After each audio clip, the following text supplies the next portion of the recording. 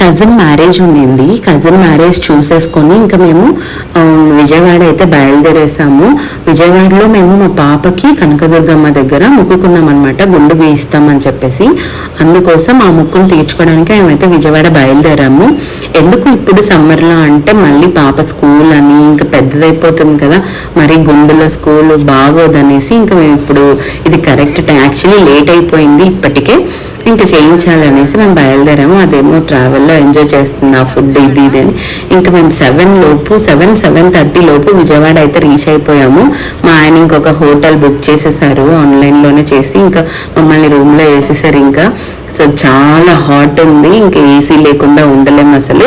ఇంకా ఆ రోజు నైట్ రెస్ట్ తీసేసుకొని అర్లీ మార్నింగ్ బయలుదేరాలి భద్రాచలం. సో ఇంకా అర్లీ మార్నింగ్ లేచేసి మేము త్వరగా రెడీ అయిపోయి భద్రాచలం అయితే స్టార్ట్ అయిపోయాము. పాప చూసారా అలా పడుకుంది, నేను కూడా ఏం రెడీ అవ్వలేదు, ఇంకా కార్లో నిదానంగా రెడీ అవ్వచ్చులే అనేసి శారీ కట్టేసుకొని అలా రెడీ అయిపోయి కూర్చునేసాం కార్లో అంతే. ఇంకా మార్నింగ్ చూసారా సన్ రైజ్ కూడా ఇప్పుడే అయ్యింది. సో మేము ఇంకా సన్ రైజ్ కూడా చూసుకున్నాము ప్రకాశం బ్యారేజ్ మీద. చాలా బాగా అనిపించింది.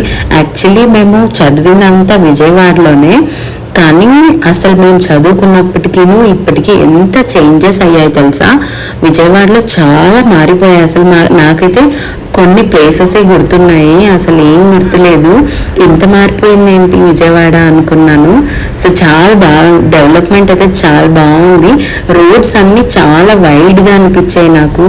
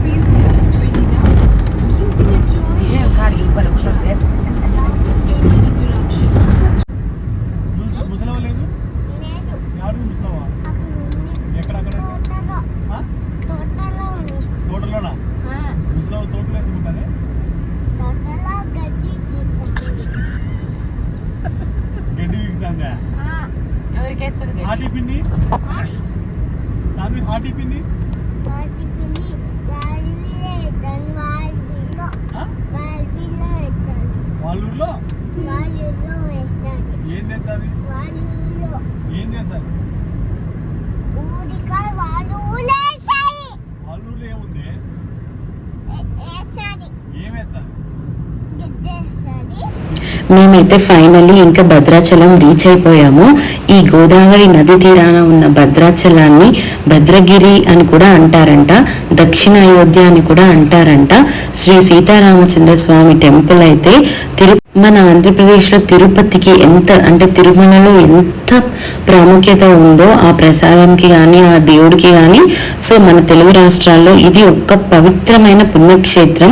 సో భద్రాచలంలో ఉన్న శ్రీరాముడి సీత ముత్యాల తలంబ్రాలు అంత ఫేమస్ అని అంత పవిత్రమైనది. సో అంత మంచి పుణ్యక్షేత్రం అండి ఇది. ఖచ్చితంగా మనం దర్శించుకోవాలి మన తెలుగు వాళ్ళు, ఎందుకంటే ఆ సీతారామచంద్ర స్వామిని దర్శించుకుంటే అంతకంటే పుణ్యం ఇంకేది ఉండదండి. సో ఎవరికైతే వీలవుతుందో ఖచ్చితంగా దర్శించుకోండి. ఈ టెంపుల్ని నిర్మించింది ఎవరో తెలుసా? కంచర్ల గోపన్న. సో అంటే ఎవరో కాదు, శ్రీరామదాసు. మన మూవీలో చూసాం కదా, సేమ్ అండి. సో చాలా బాగా ఎంత బాగా నిర్మించారు కదా ఆ కాలంలోనే, ఇంత అద్భుతంగా. అసలు ఇంకా లోపల కూడా చాలా బాగుంది. ఫోన్స్ అలో చేయలేదు, సో నేను అంతా షూట్ చేయలేదు, I'm sorry for that. So కొంచెమే షూట్ చేశాను. ఇంక మేము ఇక్కడికి వెళ్తున్నాము. లోపల స్టెప్స్ ఉంటాయి, ఆ స్టెప్స్ ఎక్కాలి.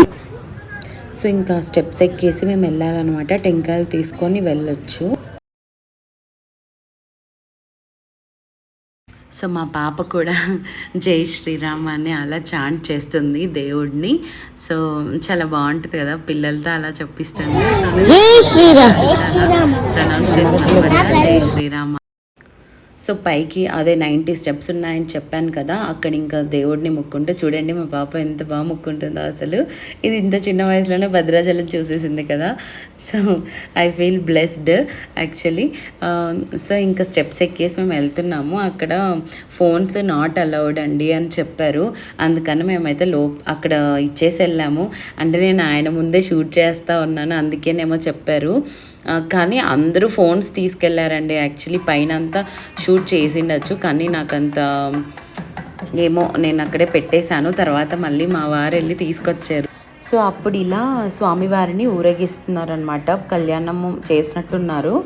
ఇక్కడ పెళ్ళిళ్ళు అలా బాగా జరుగుతున్నాయి అన్నమాట.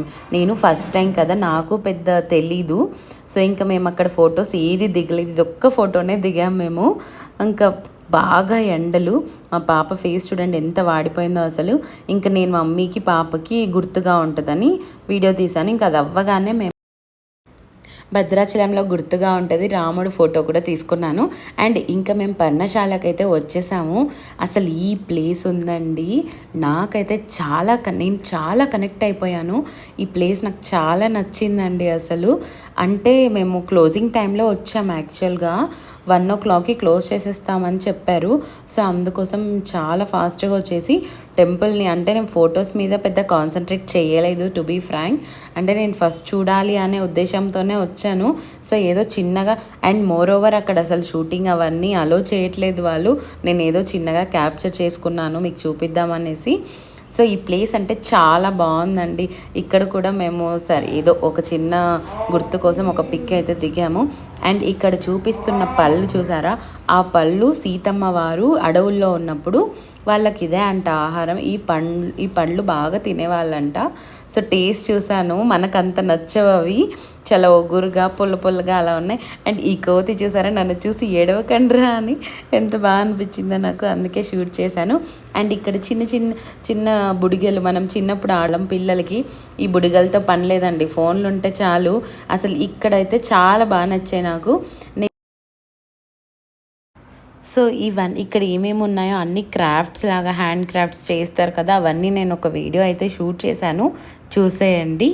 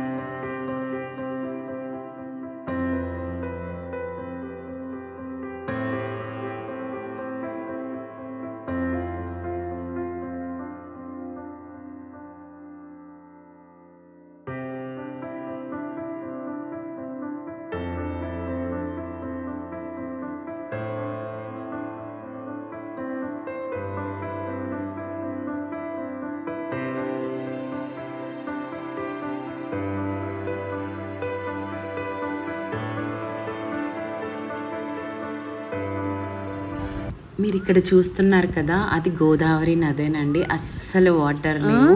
మేము చాలా రాంగ్ టైంలో వచ్చామనిపించింది. కానీ ఇంకొకసారి పాపికొండలు ట్రిప్ అనేది మేము ఖచ్చితంగా రావాలనుకున్నాము. సో ఇదే అనమాట గోదావరి నది. కొంచెం వాటర్ ఉన్నాయి, ఎక్కువ ఏం లేవు. ఇక్కడ మనకి బోట్స్ ఉంటాయి కదా, సో పాపికొండలకి వెళ్ళాలంటే అక్కడే టికెట్స్ ఇస్తారంట.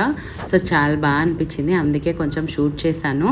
సో ఇంకంతా సో పాపకి బొమ్మలు కొనిచ్చాము. ఆ పిల్లేమో ఇక్కడే ఆడుకుంటా అని గోల వేస్తుందనమాట. బట్ ఎండలో మనం వదలలేము కదా. అంతేనండి, ఈ వ్లాగ్ కంటిన్యూ. నెక్స్ట్ వ్లాగ్లో విజయవాడ ట్రిప్ అంతా చూపిస్తాను. Thank you for watching. Bye bye.